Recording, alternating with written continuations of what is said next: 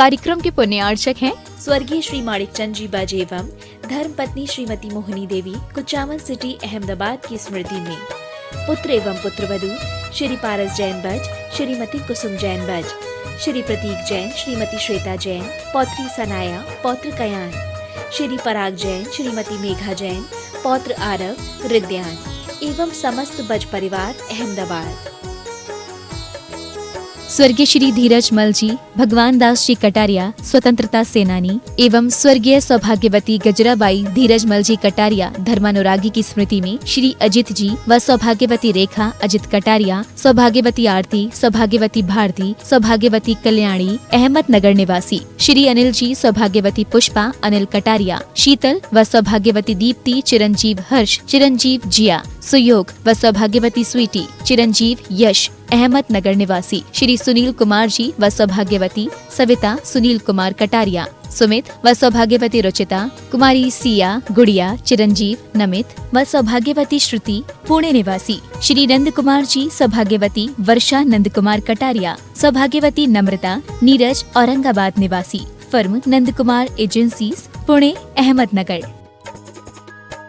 श्री प्रकाश जी, सरला श्री आदित्य, पूजा, मनन, रचित पाटनी एवं समस्त पाटनी परिवार, अतवीर ग्रुप, मुंबई, कोलकाता, दिल्ली एवं Bangalore. Website www.atveeradvisory.com, www.vardhamantrusty.com।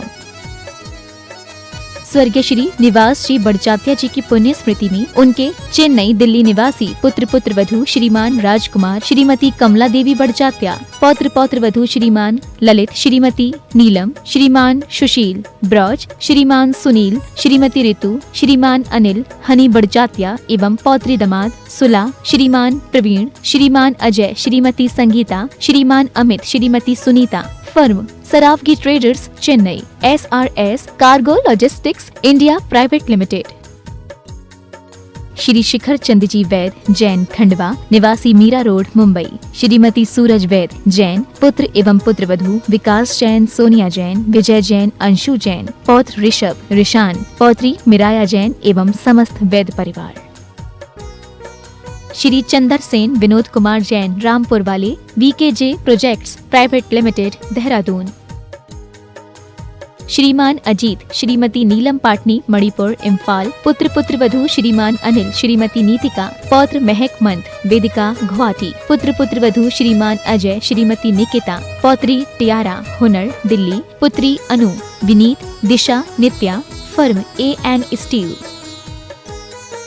Shrimati Kamlabai Thole, Shri Kailash Chandra ji, Sudha Thole, Prakash Chandra ji, Saroj Thole, Shri Munish, Shrimati Shobhana Thole, Kopargaon Maharashtra, Shri Suresh ji, Shrimati Rani Jain, Daltonganj Bihar, Shriman Sandeep जी, श्रीमती लीना सरावगी कलकत्ता, श्रीमान विज्ञ जी, श्रीमती ममता पाटनी इंदौर, श्रीमान नीरज जी, श्रीमती नेहा जैन कलकत्ता, श्रीमान राहुल जी, श्रीमती सुरभि अग्रवाल आगरा, डॉक्टर अभिजीत जी, श्रीमती हर्षना जैन जबलपुर, श्रीमती यतन कुमारी, श्रीमान विशाल, मधु, दिशा, निमिषा, मयंक जैन निवासी आगरा, श्री संजय जी, सीमा, शैलजा, श्रेयांश शिलोंग, राहुल जी, संयोजना आर्यन आगम छाबड़ा सूरत, श्री सुरेश अजमेरा, श्रीमती विनोद अजमेरा दिल्ली, श्री नितिन अजमेरा, श्रीमती शेफाली अजमेरा, गौरव अजमेरा न्यूयॉर्क,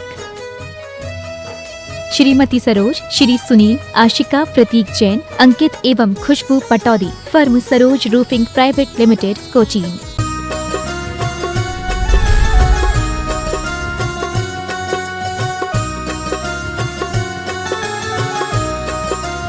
बोले देवादिदेव श्री चंदा प्रभु भगवान की जय जय जय। बोले चिंतामणि पार्श्वनाथ भगवान की। बोले देवादिदेव श्री महावीर भगवान की। संत शिरोमणि गुरुवर आचार्य श्री विद्यासागर जी महाराज की। परम पूज्य मुनि श्री प्रमाण सागर जी महाराज की। परम पूज्य मुनि श्री प्रशांत सागर जी महाराज की। परम पूज्य मुनि श्री निर्वेक सागर जी महाराज की।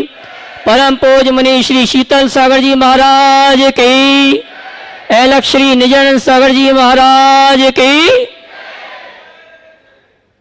सत्य और संस्कृति का सजा भव्य वितान कदम मिलाकर चल पड़े धर्म और विज्ञान। तीर्थराज संवेशिका की तलहटी में स्थित आत्म विकास का दिव्य सदन, जैन सिद्धांतों की वैज्ञानिक प्रयोगशाला, जहाँ बोलेगा समोषण और जहाँ पंचायतन शैली में भव्य अतिशयकारी जिनालय जिन मंदिर ज्ञान मंदिर का निर्माण हो रहा है, ऐसे गुणायतन से हम और आप शंका समाधान का कार्यक्रम प्रारंभ करें। उसके पूर्व गुणायतन और श्री सेवायतन परिवार शंका समाधान में उपस्थित समस्त श्रावक श्राविकाओं का हार्दिक अभिनंदन स्वागत करता है। और चलते हैं प्रतिदिन की भांति हम और आप टीवी चैनल का विश्वविख्यात बहुचर्चित शंका समाधान का कार्यक्रम प्रारंभ करें। उसके पूर्व जिनवाणी चैनल, पारस चैनल और प्रमाणिक ऐप के माध्यम से जो इस कार्यक्रम को देख और सुन रहे हैं, उन सभी की ओर से और पूरे भारतवर्ष से जो श्रावक श्राविका यहाँ पर उपस्थित हैं, उन सभी की ओर से मंच पर विराजमान सभी संतों के श्री चरणों में नमन करते हुए निवेदन करेंगे और आशीर्वाद प्राप्त करेंगे। दोनों हाथ जोड़ लें और नमन करेंगे। बोलेंगे, हे मुनिवर नमोस्तु, हे गुरुवर नमोस्तु, हे मुनिवर नमोस्तु। आइए संतों के आशीर्वाद से, गुरुवर के आशीर्वाद से हम और आप शंका समाधान का कार्यक्रम प्रारंभ करें। उसके पूर्व जिन्होंने आज गुणायतन से जुड़ने का सौभाग्य प्राप्त किया है, मैं उन सभी श्रावकों के नामों की घोषणा करूंगा और मैं चाहूंगा आप उनके भावों की अनुमोदना के लिए ताली बजाकर उनका सम्मान अवश्य करेंगे।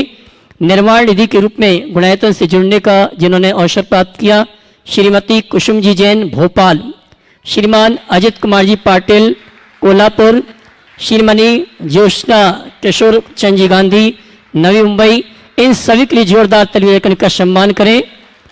इसी क्रम में गुणायतन में जो गुणायतन ट्रस्टी के रूप में जुड़ने का अवसर सौभाग्य प्राप्त किया है, Shrimati Meenakshi Sahay, Bharat Divya Mehta Houston Texas USA, जिन्होंने गुणायतन ट्रस्टी के रूप में गुणायतन से जुड़ने का अवसर प्राप्त किया। जोरदार ताली बजाकर उनका सम्मान करें। और आइए चलते हैं, मैं उस परिवार को आमंत्रित करूंगा जो हमारे बीच उपस्थित हैं गुणायतन ट्रस्टी के रूप में जिन्होंने गुणायतन से जुड़ने का अवसर सौभाग्य प्राप्त किया है, श्रीमान कैलाश चंद जी खेड़ा वाले गुणायतन ट्रस्टी कोटा। मैं चाहूंगा वे आए परम पूज्य मुनिश्री के श्री चरण में नमन करते हुए गुरुवंदना का सौभाग्य प्राप्त करें। और गुणायतन परिवार की ओर से उनके सम्मान के लिए मैं आमंत्रित करूंगा हमारे गुणायतन के सीईओ साहब श्रीमान सुभाष जी और प्रशासक महोदय श्रीमान सिद्धार्थ जी कानपुर, ये आएंगे और गुणायतन परिवार की ओर से श्रीमान कैलाश चंद जी खेड़ा वाला गुणायतन ट्रस्टी उनका सम्मान का कार्यक्रम संपन्न करेंगे। और मैं चाहूंगा इनके सम्मान में आप जोरदार ताली बजाकर इनका सम्मान करें। इसी क्रम में मैं उस परिवार को आमंत्रित करूंगा जो गुणायतन में गुणायतन संरक्षक के रूप में जुड़ने का जिन्होंने अवसर सौभाग्य प्राप्त किया है और अपने परिवार की ओर से तीर्थ क्षेत्र की वंदना करवाने का सौभाग्य आसपास के दिगंबर जैन समाज को दिलवाया है। जी, रामगंज मंडी निवासी श्रीमान सुरेश जी, रेखा जी, सिद्धार्थ जी, पूजा जी गुणायतन संरक्षक, जिन्होंने 180 यात्रियों को तीर्थराज संवेशिकर की वंदना कराने का अवसर सौभाग्य दिलाया है। मैं सम्मान सहित आमंत्रित करूंगा श्रीमान सुरेश जी, रेखा जी, उनके बेटे और बहू, इन सभी को आमंत्रित करूंगा वे आए परम पूज्य मुनिवर के श्री चरण में नमन करते गुरुवंदना का सौभाग्य प्राप्त करेंगे। और पुनः एक बार आवाज दूंगा हमारे गुणायतन के सीईओ साहब और गुणायतन के प्रशासक महोदय श्रीमान सिद्धार्थ जी और सुभाष जी को, हमारे श्रीमान सुरेश जी, रेखा जी, सिद्धार्थ जी, पूजा रामगंज मंडी, उनका सम्मान का कार्यक्रम संपन्न करेंगे। सुरेश जी को आमंत्रित करूंगा वे आए अपने पूरे परिवार के साथ परम पूज्य मुनिवर के श्री चरण में नमन करते हुए गुरुवंदना का सौभाग्य प्राप्त करेंगे। जोरदार ताली बजा के हैं उपस्थित है, जोरदार ताली बजावे। इन्होंने अपने परिवार की ओर से 180 यात्रियों को तीर्थराज संवेशिकर की वंदना और परम पूज्य मुनिवर के दर्शन कराने का सौभाग्य दिया है। तालियां तो बजाइए इस परिवार के लिए।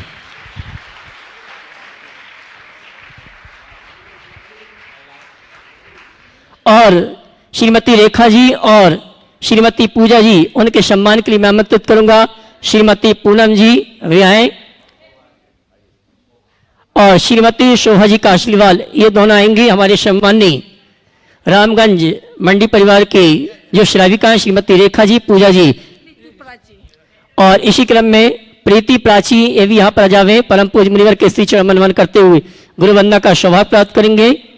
आइए श्रीमान सुरेश जी, रेखा जी, सिद्धार्थ जी, पूजा जी, रामगंज मंडी गुणायतन संरक्षक, इनके सम्मान का कार्यक्रम चल रहा है, जिन्होंने 180 यात्रियों को तीर्थराज शंभेशेखर की वंदना कराने का सौभाग्य दिलाया है।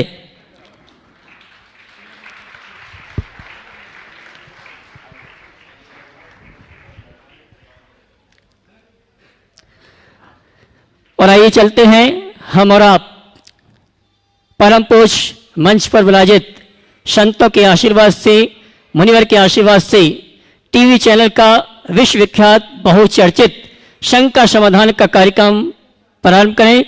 और सर्वप्रथम शंका लेके आ रहे हैं हमारे गुणायतन संरक्षक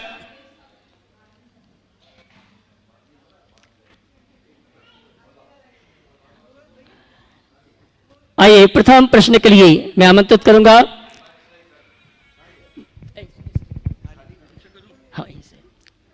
आइए पूरा परिवार यहां पर उपस्थित है। प्रथम प्रश्न इसी परिवार के माध्यम से शंका समाधान का कार्यक्रम प्रारंभ करेंगे। श्रीमान, तालियां तो बजाइए आप लोग।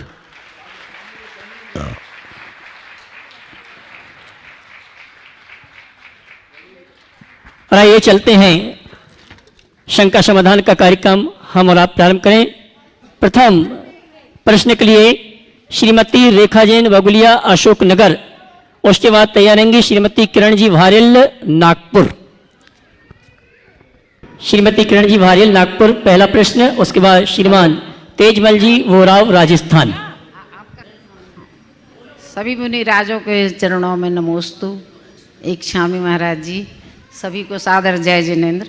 महाराज जी, मेरा प्रश्न है कि चक्रवर्ती की जब 96,000 रानियाँ होती हैं, 32,000 होती हैं अपनी आर्यखंड की, 32 विद्याधरों की, और 32,000 होती हैं अपनी ये मलेच्छ खंड की, तो एक ही जगह मतलब यानी कन्याओं से क्यों नहीं शादी कर लेते हैं अलग अलग खंड? समझ में नहीं है। हाँ, सुन लिया। आपके प्रश्न का आशय ये है 96,000 कहीं एक ही जगह की ले आते, 3 जगह की क्यों ला? अच्छा रहता। बिल्कुल ठीक, ऐसा कर सकते। लेकिन देखो, चक्रवर्ती महापुरुष है, महापुरुषों का कई प्रकार का नियोग होता है, उनके निमित्त से कईयों का उद्धार भी होता है। चक्रवर्ती के पुण्य वैभव के आगे 6 खंड के सभी लोग समर्पित होते हैं, तो म्लेच्छ राजागण भी उनसे प्रभावित होते हैं, तो वहाँ की कन्याएं वहाँ आती है, और आती तो इस बहाने उनका उद्धार हो जाता है। इसलिए सबके उद्धार की संभावना को देखते हुए ये संयोग ऐसा बनता हो, हम ऐसा कह सकते हैं। अब ये कारण क्या है कि 32 ही क्यों होते हैं, इसका कोई उत्तर देखने को नहीं मिला, लेकिन इसे एक नियोग के रूप में स्वीकार करना ही यथोचित लगता है। क्योंकि सभी चक्रवर्तियों की माने इतनी ही रानियां होती हैं और इसी तरह अलग अलग खंडों की होती हैं। हाँ, बस फिक्स है वो।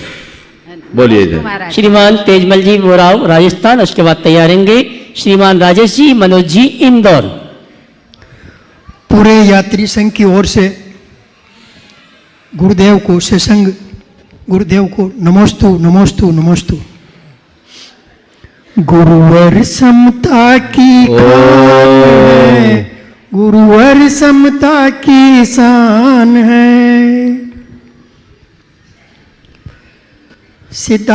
सुरेश और सिद्धार्थ ने रेखा बड़ी बनाकर, प्रीति से प्रिंसी बनाकर पूजा का पाठ पढ़ाया है और संग साथ में लाया है।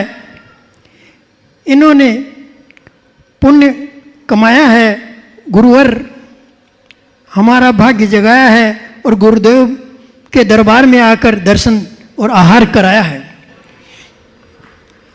गुरुवर इस भौतिक चकाचौंध में जिसके पास कुछ नहीं है उसके पास भी समता नहीं है, जिसके पास सब कुछ है उसके पास भी समता नहीं है। इस समता और उसी रस को पाने के लिए गुरुदेव हमें क्या करना चाहिए, इसके लिए समाधान की कृपा करें। समता रस को पान करने के लिए हमें क्या करना चाहिए? ये कुछ की चाह छोड़ देनी चाहिए। कुछ हो बहुत कुछ हो, तब तक आकुलता है। जब ये कुछ खत्म होता है तब समता आती। समझ गए? इसलिए कुछ के चक्कर को छोड़ो, सब कुछ मिलेगा जब समता आएगी। नमस्ते। श्रीमान राजेश जी, मनोज जी इंदौर, उसके बाद तैयारेंगे श्रीमान सुमित जी गुड़गांव रायसेन। महाराज जी नमोस्तु नमोस्तु नमोस्तु, मुनि संघ को नमोस्तु नमोस्तु नमोस्तु, इच्छामी महाराज जी।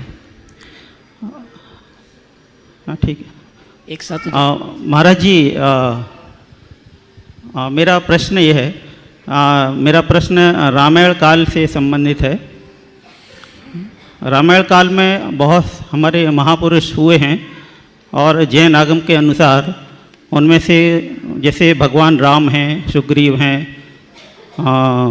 हनुमान हैं, ये सब मोक्ष गए हैं दिगंबरी दीक्षा लेकर के।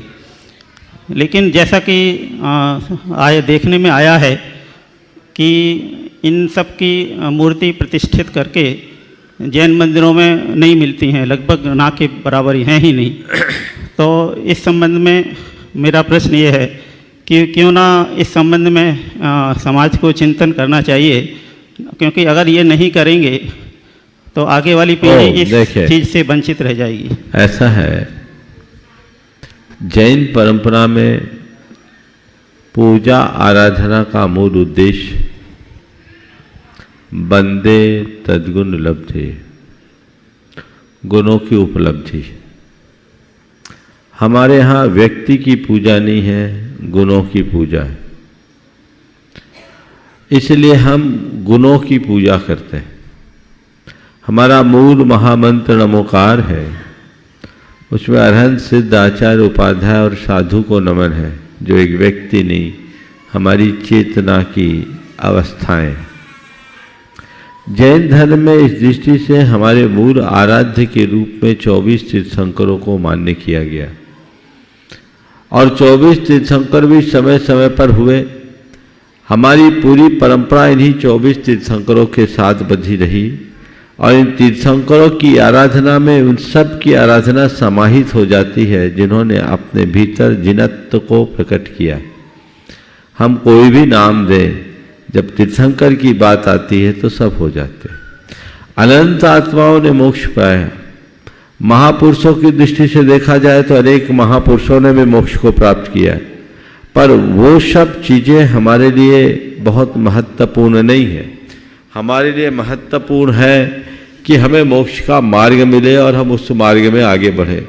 ऐसे हम करें तो किन किन की आराधना करें। इसलिए जैन परंपरा में हमारे 24 तीर्थंकरों की ही आराधना की प्रमुखता रही और यही वजह है कि आज भी जैन परंपरा बंधी रही। अन्यथा जैनों की दशा वो हो जाती जो बहुदेवतावाद के कारण अन्य परंपराओं की हुई। इसलिए हम कोई भी नाम ले, दीप को नहीं ज्योति को देखें। दिया अलग होगा, ज्योति एक है।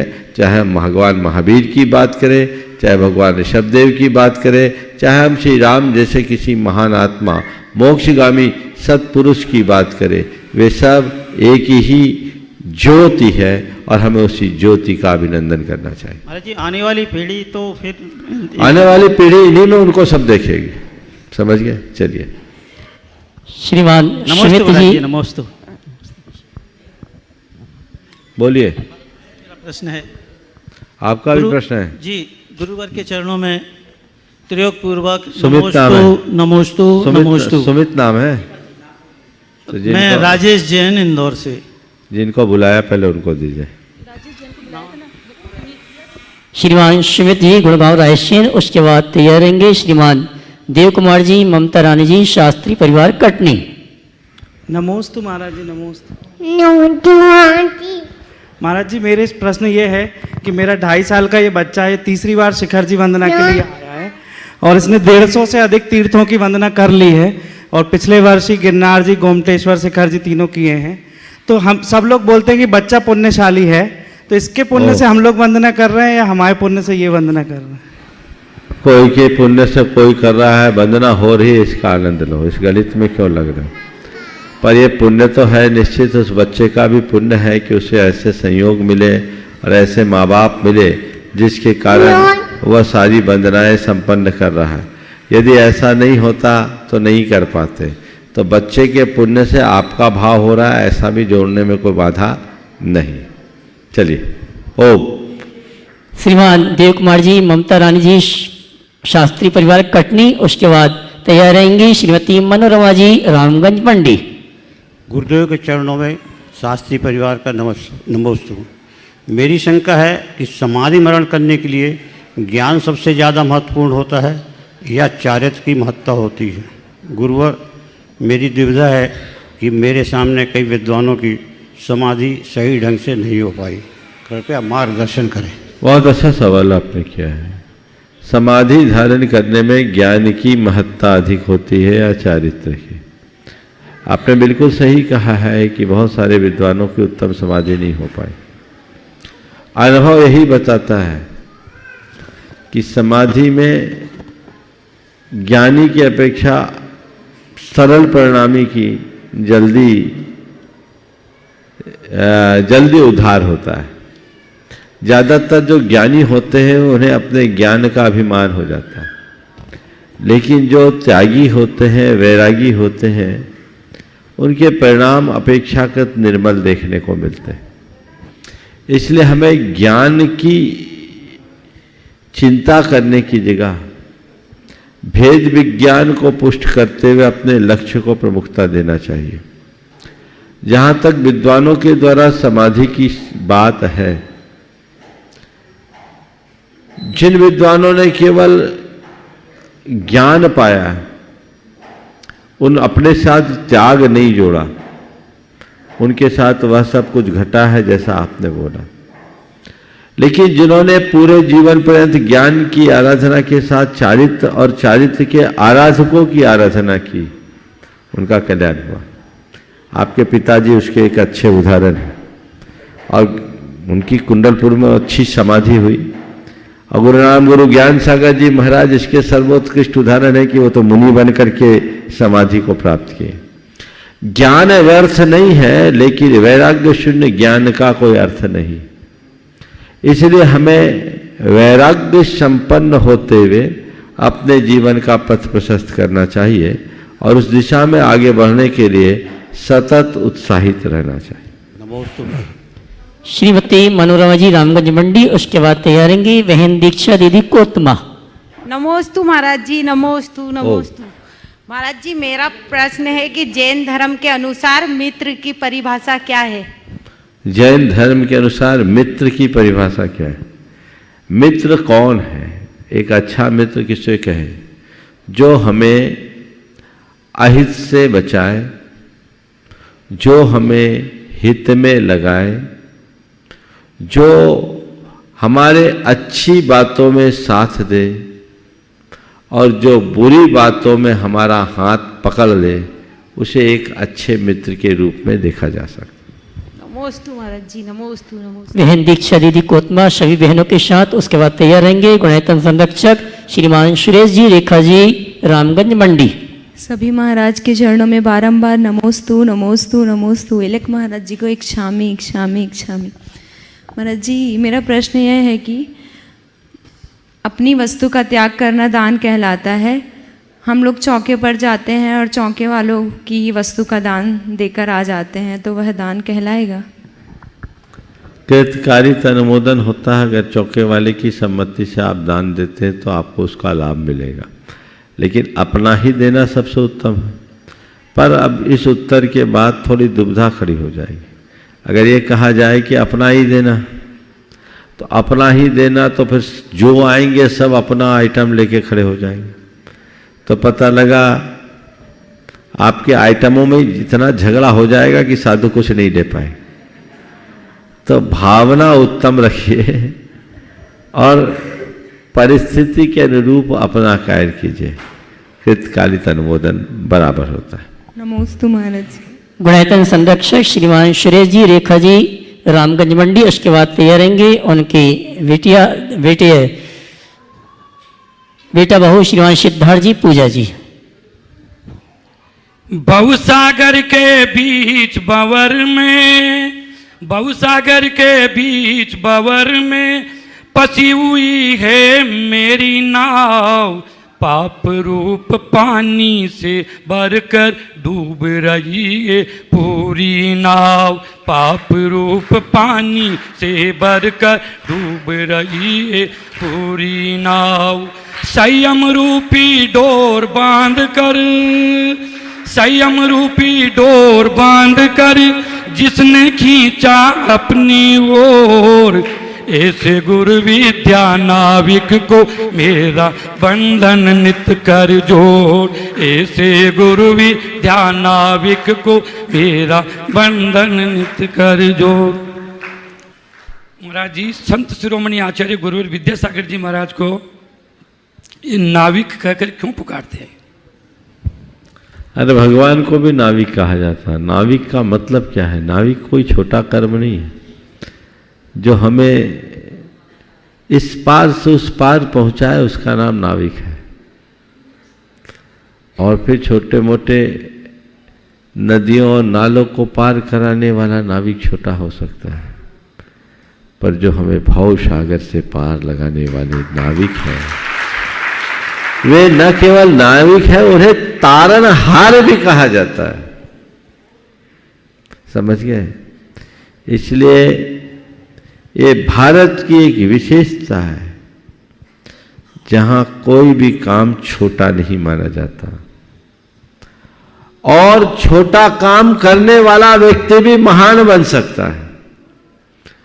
कदाचित नदी नाले पार करने वाले नाविक को उतना महत्व न मिले, लेकिन भव सागर से पार उतरने के लिए तो नाविक चाहिए ही। हालांकि जिन्हें नदी नाला पार करना है, उन्हें इस बात का अच्छा एहसास होता है कि नाविक का मूल्य क्या होता है। फिर जिस नदी में भयंकर भंवरें उत्पन्न हो रही हो, वहाँ तो ऐसे वैसे नाविक से भी काम नहीं चलता, कुशल नाविक चाहिए। और ये तो भव सागर है।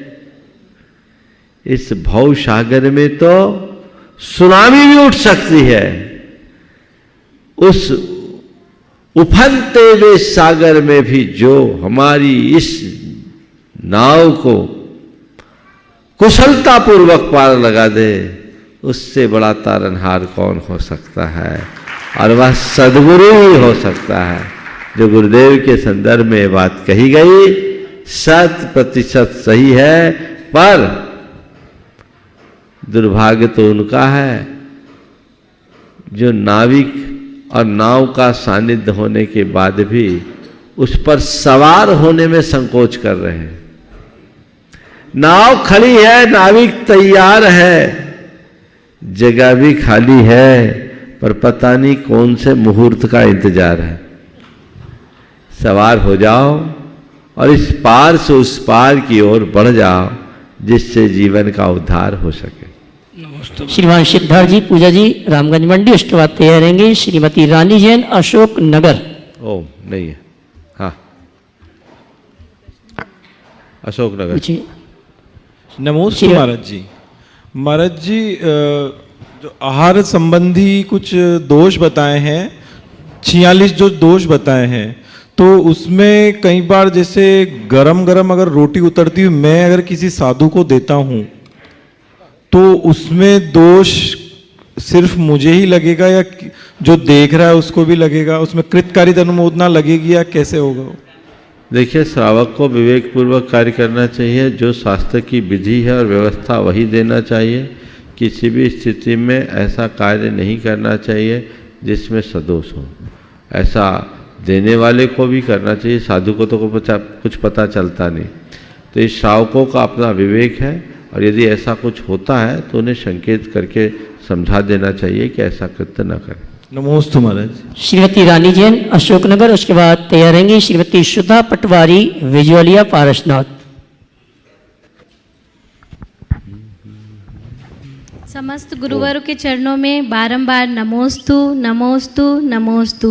गुरुवर, मेरा प्रश्न यह है कि हम धार्मिक क्षेत्र में आगे बढ़ना चाहते हैं, नियम व्रत अंगीकार करना चाहते हैं, लेकिन जब हम ये सोचते हैं तो अब सबसे मतलब सब ये कहते हैं कि अभी से ऐसा क्यों, अभी बहुत कम उम्र है, बच्चे छोटे हैं, ये नहीं, और कुछ सब हंसी भी उड़ाते हैं कि अरे धार्मिक क्षेत्र में आगे अभी से नहीं बढ़ना चाहिए। तो महाराज जी, मेरा प्रश्न ये है कि हम उनको कैसे समझाएं, मतलब जवाब क्या दें उसके उत्तर में हम? उनके लिए जवाब नहीं देना ही लाजवाब है, समझिए, ऐसा गुरुदेव का कहना है। उनको जवाब देने की जगह करके दिखाना चाहिए, पहली बात। महाराज जी, अब धर्मपत्नी ही बोलती है कि अभी ऐसा नहीं कहना, आगे वही आ रहा हूँ, उसका क्या करें? धर्मपत्नी को तो देना पड़ेगा ना जवाब। बिल्कुल, मैं बता रहा हूँ क्या देना और कहाँ नहीं देना और कितना जवाब देना। पहली बात, ऐसे लोगों को कोई जवाब न दें, और बाहरी लोग हैं तो उनसे अत्यंत विनम्रता से कहें, ये मेरी व्यक्तिगत जीवन शैली है, मेरा व्यक्तिगत चुनाव है, मैं अपनी अभिरुचि से ये कार्य कर रहा हूँ या कर रही हूँ, कृपया इस विषय में मुझसे कोई चर्चा न करे तो ही अच्छा होगा। ये मेरा अपना निर्णय, आप अपने तरीके से जिए, मुझे मेरे अंदाज में जीने दें, पहली बात। दूसरी बात, यदि सामने वाला कुछ सुनने समझना चाहता है, उसकी मनोदशा ऐसी दिखती है, तो उन्हें समझा दें कि आप कहते हो अभी इस कम उम्र में क्यों कर रहे हो, उनसे बोलो उम्र किसने देखा। अक्सर ये होता है, बच्चे कहते अभी हमारी उम्र नहीं है, और बूढ़े कहते अब हमारी उम्र कहाँ बची, तो फिर करेंगे क्या? हमारी उम्र नहीं और उम्र नहीं बची, दोनों हाल बेहाल है। इसलिए जो मौका है, इसी घड़ी में हम जो कर ले वही हमारा है। कर लो सो काम और भज लो सो राम। अब जो आपने सवाल किया कि घरवाली ही ऐसा कहे तो क्या करें, तो मैं तो एक ही बात कहता हूँ, इस मामले में चाहे स्त्री हो या पुरुष, अपने बात पर दृढ़ रहो, विनम्र रहो, और सामने वाली की बात को सुन करके अनसुना कर दो तो खैरियत है, बात करोगे तो उलझ जाओगे। समझ गए? नहीं बोलने में ही सार है, इसलिए जवाब नहीं देना ही लाजवाब है। समझ गए? नमोस्तु महाराज जी। और आइए श्रीमती सुधा जी पटवारी विजोलिया अपनी शंका का समाधान प्राप्त करें। उसके पूर्व मैं सम्मान सहित आमंत्रित करूंगा जिन्होंने गुणायतन में गुणायतन ट्रस्टी के रूप में जुड़ने का सौभाग्य प्राप्त किया है, ह्यूस्टन टेक्सास यूएसए निवासी श्रीमती मीनाक्षी शाह भरत दिव्या मेहता परिवार हमारे बीच उपस्थित हैं। मैं सम्मान सहित आमंत्रित करूंगा। वे आएंगे और परमपूज मुनि शंकेश्वरी चरण नमन करते हुए गुरुवंदना का सौभाग्य प्राप्त करेंगे, और उनके सम्मान के लिए मैं आमंत्रित करूंगा हमारे गुणायतन के प्रशासक श्रीमान सिद्धार्थ जी कानपुर, और साथ में रामगंज मंड निवासी गुणायतन संरक्षक श्रीमान सुरेश जी, ये आएंगे और हमारे सम्मानीय पुण्याजक परिवार का सम्मान का कार्यक्रम संपन्न करेंगे। और श्रावी का सम्मान के लिए एक बार पुनः आवाज दूंगा श्रीमती, आइए श्रीपद चढ़ा के गुरुवंदना का सौभाग्य प्राप्त करेंगे, और हमारे गुणायतन परिवार की ओर से गुणायतन के प्रशासक श्रीमान सिद्धार्थ जी और गुणायतन के संरक्षक श्रीमान सुरेश जी सम्मान का कार्यक्रम संपन्न करेंगे। और आप जोरदार ताली बजाकर उनके भावों की अनुमोदना करें। ताली बजाइए, बहुत अच्छे।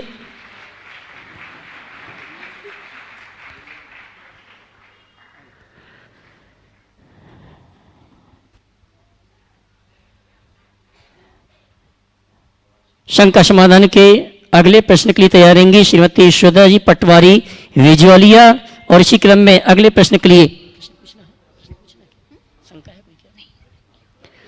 हाँ जी, अगले प्रश्न के लिए तैयार रहेंगे पंसारी परिवार से जिन्होंने यहाँ पर विधान करने का अवसर प्राप्त किया है, भोपाल अशोक नगर निवासी श्रीमान राजीव कुमार जी भारेल।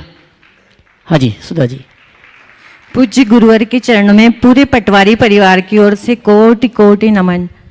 महाराज जी, जो आत्मा को कसे उसे कषाय कहते हैं। काय की प्रवृत्ति के साथ जो उसे लेशा कहते हैं। तो महाराज जी हम अपनी लेशा को कैसे पकड़ें कि हमारे किस समय कौन सी लेशा चल रही है? जैसे कषाय, क्रोध, मान, माया, लोभ, इसको तो हम फिर भी पकड़ पाते हैं, लेकिन लेशा हम हर समय कैसी लेशाएं चल रही है?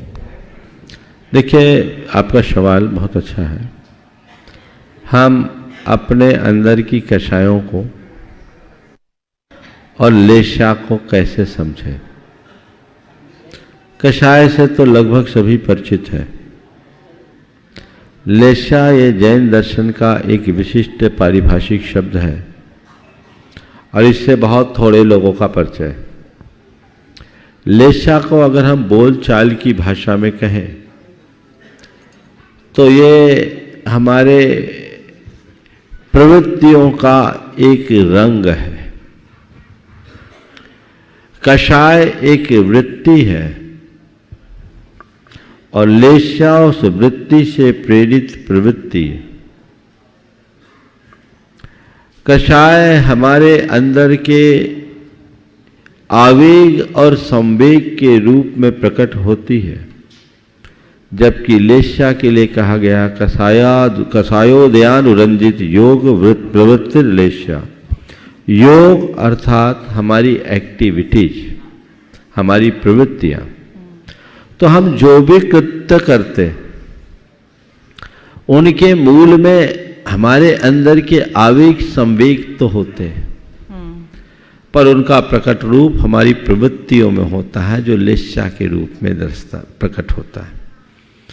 तो लेशा एक प्रकार से हमारे भाव दशा को अभिव्यक्त करती है, जो हमारी प्रवृत्ति मूलक होती है। पर उस प्रवृत्ति का जन्मदाता कौन है? वो हमारे भीतर बैठी हुई कषाय। प्रायः लोग अपनी लेशा को निर्मल बनाने की कोशिश तो कर लेते हैं, पर उसकी जड़ में नहीं जाते। अगर हमारी कषाय निर्मल होगी तो कषाय ही निर्मल नहीं होगी, तो लेशा विशुद्धि कैसे होगी? तो कषाय को हम वृत्ति के रूप में, लेशा को हम प्रवृत्ति के रूप में लें। समझ गए? तो इनमें थोड़ा परिवर्तन करके जाना जा सकता है, समझा जा सकता है। समझ? इतनी सूक्ष्म होती महाराज जी की हमें, बस यही सूक्ष्म है, इसलिए हर पल अपने आप में जागरूक रखो। अभी एक और है गुणस्थान विशुद्धि, पर वो थोड़ा ज्यादा टफ हो जाएगा, मैं इसलिए उसकी चर्चा नहीं कर रहा हूँ, स्वाध्याय में अलग से बताऊं। नमोस्तु नमो। श्रीमान संजीव कुमार जी, भारेल पंचारी परिवार, भोपाल अशोकनगर। उसके बाद तैयार रहेंगे गुणायतन ट्रस्टी श्रीमान कैलाश चंद जी, कोटा। महाराज श्री नमोस्तु नमोस्तु नमोस्तु। अशोकनगर और भोपाल जन समाज की ओर से आपको बारंबार नमो नमन। महाराज श्री, मेरा एक निवेदन है, पूछना चाहता हूँ कि भरत भगवान चक्रवर्ती और तीर्थंकर हो गए, परंतु बाहुबली भगवान तपस्या करते हुए भी है ना तीर्थंकर कैसे नहीं हो पाए?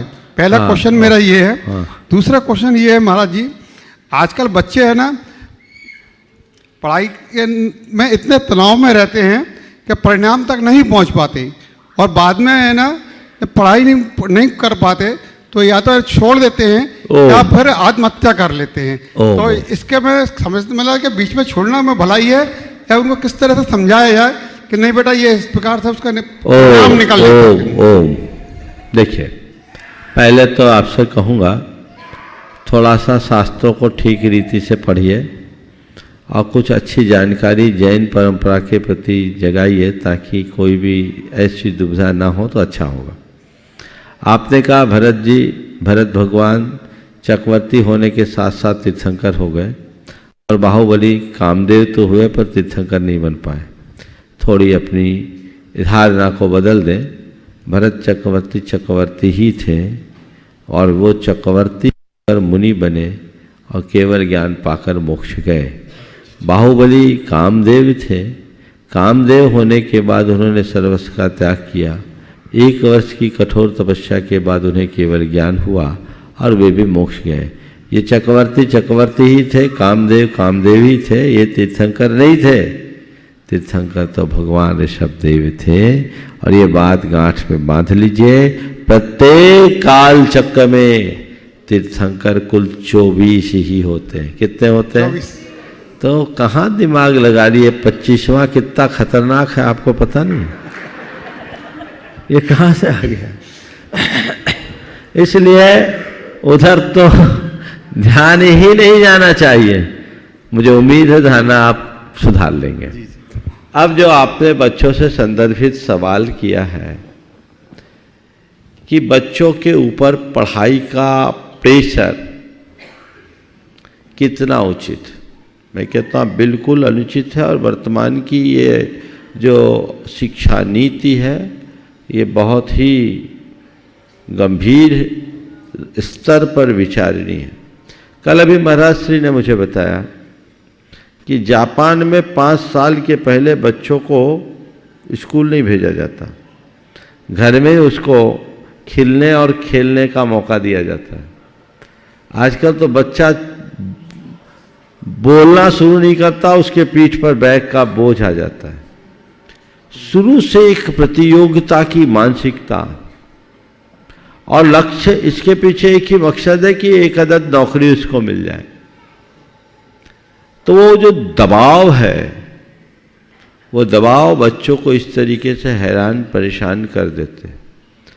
तो मैं इस संदर्भ में कहूँगा कि माँ बाप को चाहिए बच्चों को पढ़ने के लिए प्रोत्साहित करे, पर उनके मस्तिष्क में अतिरिक्त दबाव न रखे और उनसे इस तरह की अपेक्षाएं भी न रखे। अभी आज 2018 में, आज कोटा के लोग काफ़ी हैं यहाँ, एक पत्र प्रकाशित हुआ था कोटा के किसी इंस्टीट्यूट में आईआईटी की तैयारी कर रही छात्रा का।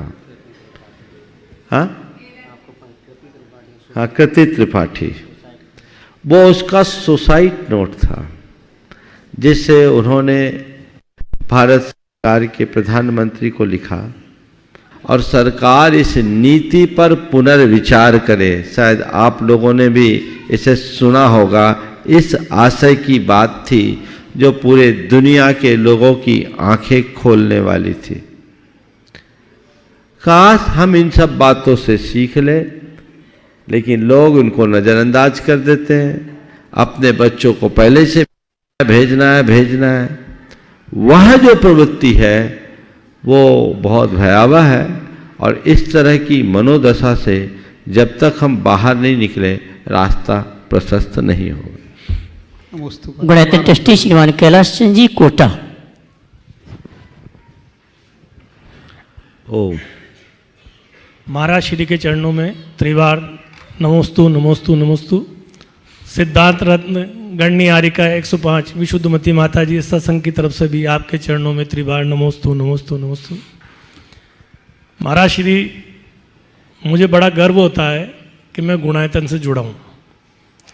इस सिद्ध क्षेत्र में आने के बाद जब महत्व मालूम पड़ता है कि सिद्ध क्षेत्र का कितना महत्व है, और आपने जैसे जोड़ा और हम जुड़ने के बाद जो खुशी मिलती है, जो मन को संतुष्टि मिलती है, प्रसन्नता मिलती है, उसका मैं बयान नहीं कर सकता।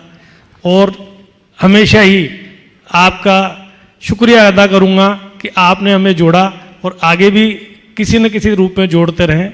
बस यही आपसे आशा है। धन्यवाद। कैलाश जी, जुड़ तो गए हो, अब जुटो। जैसा आदेश करेंगे। अब जुटने का क्षण है और जोड़ने का काम है। तब आप अपने इस उद्देश्य को उसके चरम लक्ष्य तक पहुंचाने में सफल हो पाओगे। मैं चाहूँगा एक बार जोरदार करतल ध्वनि से कैलाश जी का सम्मान करें। ये एक बहुत समर्पित और सेवाभावी श्रावक है। बहुत अच्छे भाव इनके हैं और बहुत अच्छी योग्यता और क्षमता भी रखते हैं। आपने आज बात की है तो मैं सभी से कैलाश जी के माध्यम से कहूँगा, अब समय निकट आने वाला है। गुणायतन से जितने लोग भी जुड़े हैं, जुड़ गए हो, अब जुट जाओ, ताकि यहाँ आने वाला जो भव्य आयोजन है वो अपनी बुलंदियों का स्पर्श कर सके। जब भी आपका आदेश होगा पालना करेंगे। बिल्कुल।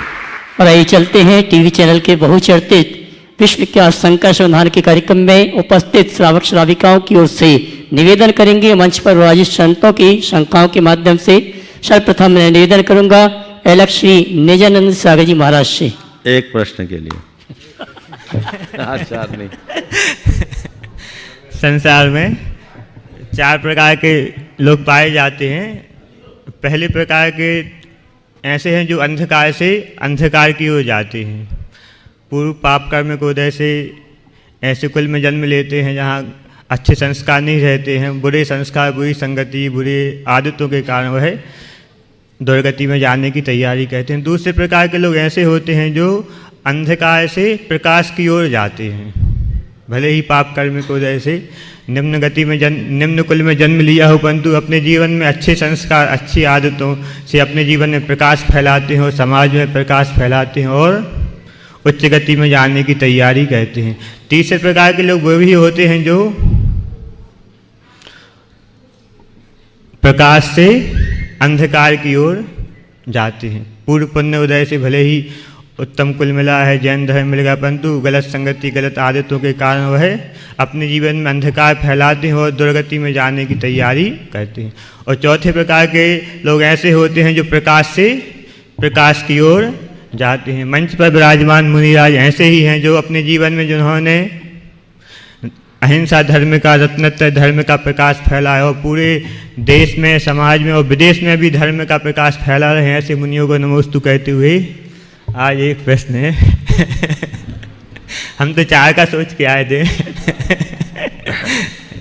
तो जैसे आपने महाराज यही बताया कि कुछ लोग नाविक ले जाने के लिए तैयार है, नाव भी तैयार हो, जगह भी खाली है, फिर भी कुछ लोग नाव को छोड़कर डूबने के लिए तैयार हैं। ऐसे ही वर्तमान में जैन समाज में भी कुछ लोग प्रकाश से अंधकार की ओर जाने को तैयार हैं। उन्हें कुछ मार्गदर्शन दें, क्योंकि उन्हें ऐसा उच्च कुल मिला है। उनको देख करके, उनकी खबर सुन करके ऐसा दुख होता है कि वो लोग प्रकाश से अंधकार की ओर जा रहे हैं। होटल और बोतल के चक्कर में सज्जन वह होता है टोटल, जिससे दूर रहती है बोतल और होटल। आजकल अपनी समाज की माँ बहनें भी पीछे नहीं है, हम किसी से कम नहीं है के कारण वो भी ऐसे कृत्य करती हैं कि जिससे जैन समाज का मस्तक सर में से झुक जाता है। आज नारी को भी चाहिए रुपया और रुआब, नारी भी पीने लगी धुआं और शराब। तो उनको भी कुछ मार्गदर्शन दें जिससे वह वही प्रकाश से प्रकाश की ओर जाए। नमोस्तु महाराज जी। देखिए, महाराज जी ने बहुत ही गंभीर बात उपस्थित की। संस्कार से अंधकार की ओर जाना एक बहुत ही गंभीर और चुनौती भरा वाक्य है। वे लोग बड़े भाग्यशाली हैं जिन्हें जन्मतः अच्छे संस्कार मिले, ऐसे कुल में जन्म लेने का सौभाग्य मिला जहाँ वे अपने संस्कारों को ज्योतित करते हुए अपने जीवन का पथ प्रशस्त कर सके। लेकिन वे कर्म फूटे कहलाएंगे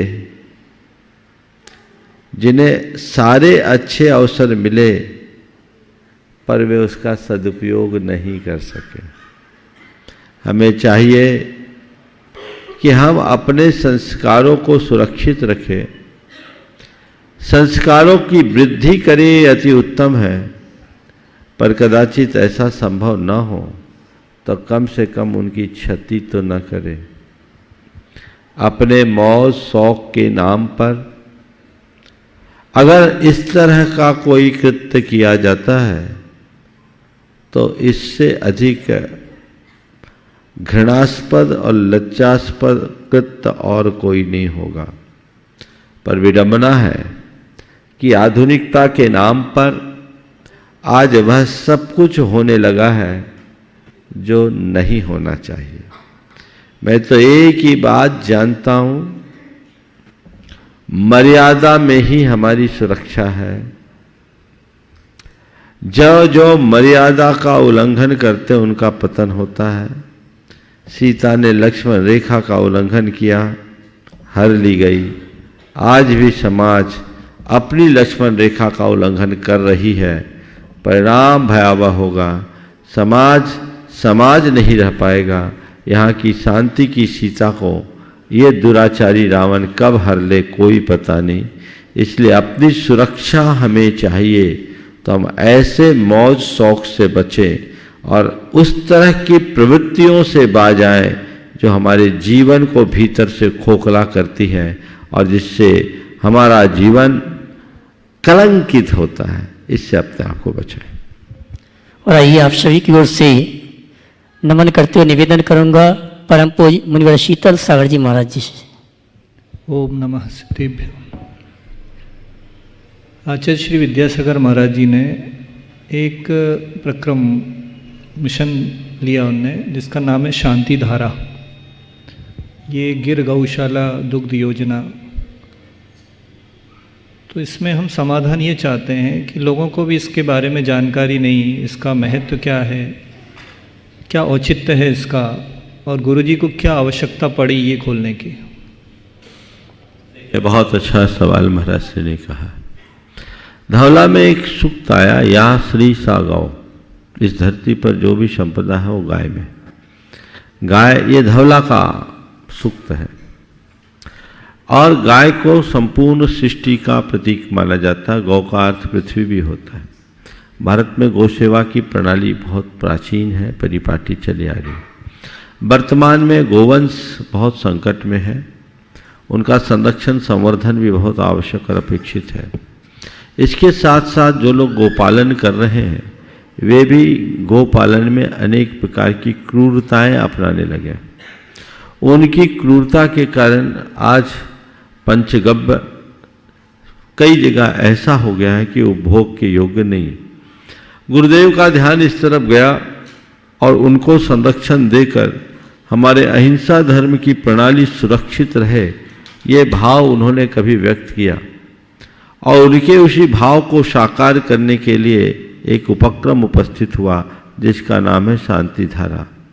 आज आप लोग दूध लेते हैं, घी लेते हैं और अन्य प्रकार के उत्पाद लेते हैं। बाजारों में जो घी दूध आता है वो जिस तरीके से उत्पादित किया जाता है उसमें अप्रत्यक्ष हिंसा है। प्रायः जानवरों के बच्चों को असमय में मार दिया जाता है, उनको इंजेक्शन लगाकर उनका दूध निचोड़ा जाता है, जो बहुत कष्टकर होता है। डेयरी को एक उद्योग के रूप में ले लिया गया, जबकि हमारे देश में गोपालन था, पशुपालन था, वो उद्योग नहीं था। अब वो एक इंडस्ट्री के रूप में डेवलप कर लिया। तो वहाँ लोगों की दृष्टि वैसी होने लगी, इसलिए जो वीगन के पक्षधर हैं वे दूध और दूध संबंधी कोई उत्पाद लेने का निषेध करते हैं। गुरुदेव का जब ध्यान इस तरफ केंद्रित किया गया तो ये कहा गया कि हमारे देश में गोपालन में गाय को एक प्राणी नहीं परिवार का अंग मान करके स्वीकारा गया और यही वजह है चूल्हे की पहली रोटी गाय के लिए सुरक्षित रखी गई। ये हमारे देश की परिपाटी थी, उसे सुरक्षित और संरक्षित किसी विधि से रखा जाए और लोगों को सुलभ तत्व कैसे उपलब्ध हो, ये भाव रखा। और उस समय जब घर में गाय होती थी तो एक थन बछड़े के लिए कम से कम, ऐसे तो 2 थन भी छोड़ते थे। तो आजकल लोगों के जीने का रहन सहन का तरीका बदल गया, गोपालन अब बहुत कठिन हो गया। तो वो सोच कि शुद्ध दूध शुद्ध घी लोगों को उपलब्ध हो ताकि वो स्वास्थ्यप्रद भी हो और ऐसा संरक्षण होना चाहिए। इसी उद्देश्य से गिर गौशाला जो शांति धारा के रूप में बीनावाड़ा जी में स्थापित हुई, आज संचालित है। उसके अनेक उत्पाद सारे देश में उपलब्ध है जो आपके लिए पूरी तरह स्वास्थ्यप्रद है। गिर गौशाला का जो घी है वो कोलेस्ट्रॉल भी नहीं बढ़ाता। आप जो बाजार का घी लेते हैं थोड़ा सस्ता मिलता है लेकिन बीमारी साथ में आती है। और गिर गाय का घी मेरे ख्याल से 2,000 रुपये के आसपास मिलता होगा, लेकिन फिर भी सस्ता है क्योंकि उसको लेने वाले को कोई कोलेस्ट्रॉल नहीं बढ़ेगा और वो पूरी तरह अहिंसक रीति से तैयार होता है। इसलिए ये प्रयोग सिद्ध बातों को ध्यान में रखते हुए देसी गोवंश का संरक्षण करते हुए आप गोपालन में अपना सहयोग भी इस प्रकार से दे सकते हैं और प्रत्येक व्यक्तियों को इस प्रकार के उपक्रम को बढ़ाना चाहिए बढ़ावा देना चाहिए और अपने परिवार के दीर्घकालिक हितों की सुरक्षा करने की दृष्टि से इस तरह के कृत्यों को प्रोत्साहित करना चाहिए।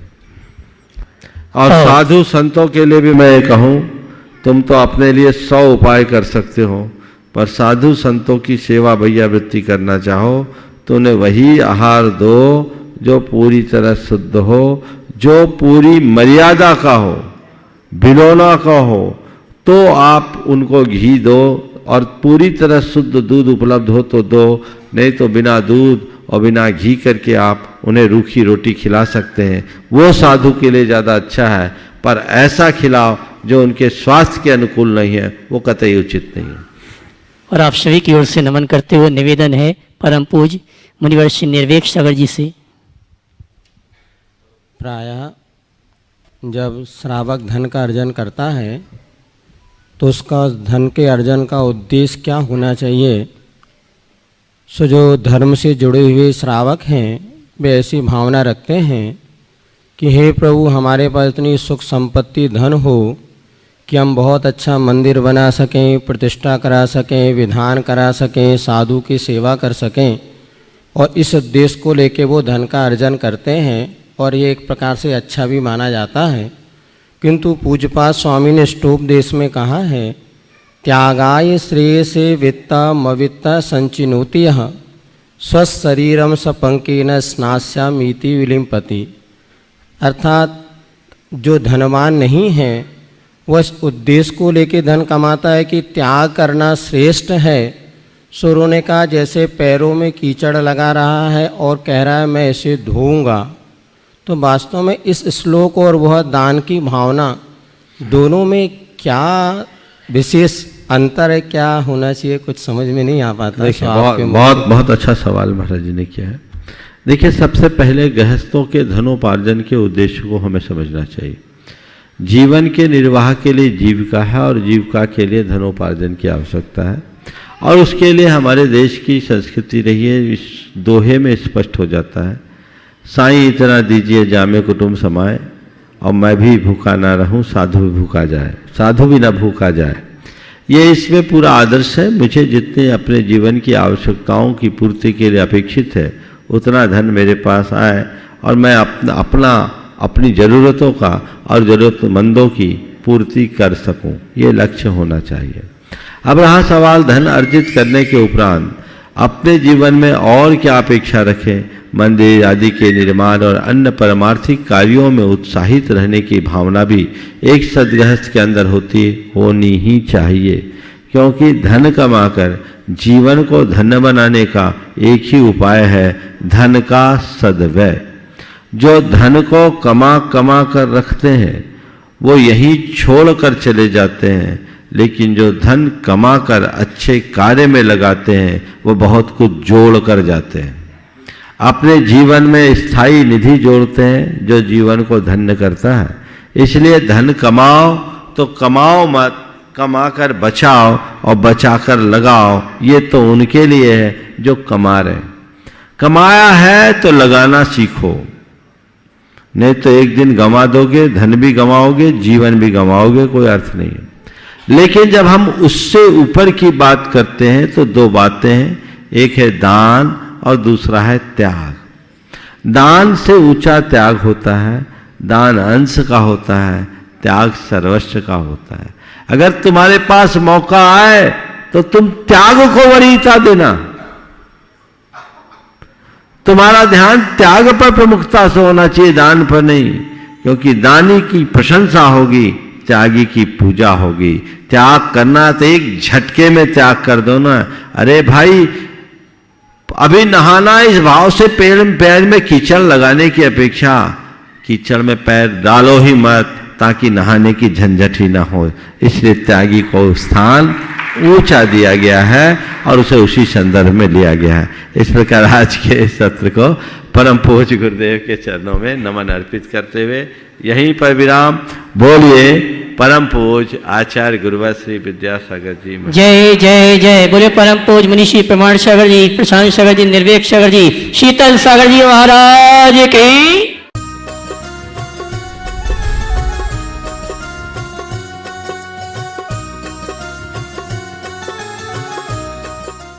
इस कार्यक्रम के पुण्यार्चक थे स्वर्गीय श्री माणिकचंद जी बाजे एवं धर्म पत्नी श्रीमती मोहिनी देवी, कुचामन सिटी, अहमदाबाद की स्मृति में। पुत्र एवं पुत्रवधू श्री पारस जैन बज, श्रीमती कुसुम जैन बज, श्री प्रतीक जैन, श्रीमती श्वेता जैन, पौत्री सनाया, पौत्र कयान, श्री पराग जैन, श्रीमती मेघा जैन, पौत्र आरव, रिद्यान एवं समस्त बज परिवार, अहमदाबाद।